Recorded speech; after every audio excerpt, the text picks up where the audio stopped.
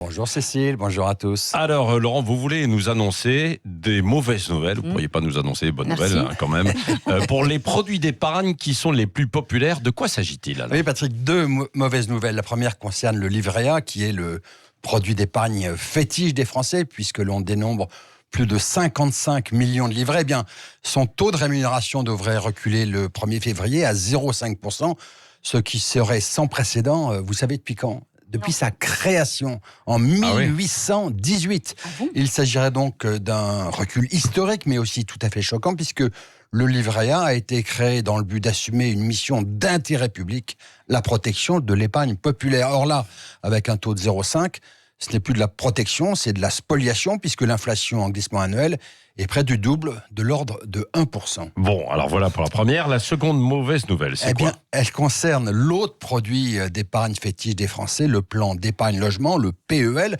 Oui. car les banques aimeraient beaucoup le torpiller. Et ce n'est pas très difficile de comprendre pourquoi. Actuellement, le taux de rémunération du PEL, c'est 1%, comme l'inflation.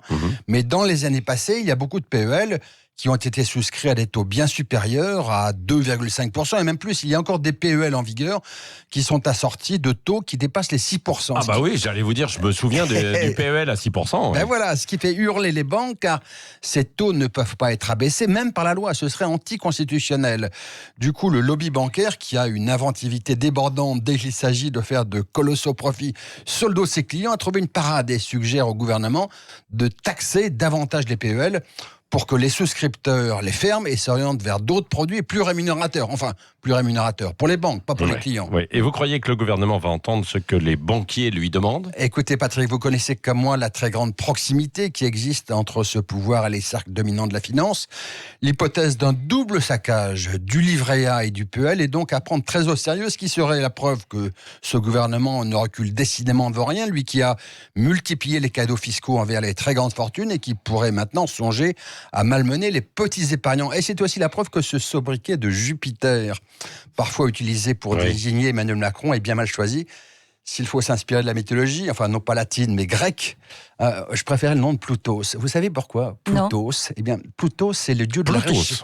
C'est le dieu de la richesse que Zeus, par jalousie, a rendu aveugle et qui, selon le poète Aristophane, ne distribue son argent qu'aux nantis. Une formidable allégorie vieille de 25 siècles, mais qui est plus que jamais d'actualité. Bon, et ça pourrait intervenir quand alors Le livret A, 1er février, et le PEL, c'est en négociation entre le patronat bancaire et le gouvernement. Bon, mais ce qu'on peut dire quand même en échange aussi, Laurent, d'un mot, c'est que les taux aussi d'emprunt, quand on emprunte pour acquérir un appartement, etc., ont été revus aussi à la baisse. Les banquiers ont mais concédé ça quand même. Pour l'épargne, c'est pour les Français modestes, une petite épargne de protection. Non, mais c'est vrai. Ils perdent de l'argent. Non, mais c'est vrai. Moi, j'ai gagné beaucoup sur mon épargne logement. Je viens de voir, intérêt 2019, 4 €. Mais mais votre banquier va vous proposer de transformer ça en assurance vie. 4,11 €, ça va.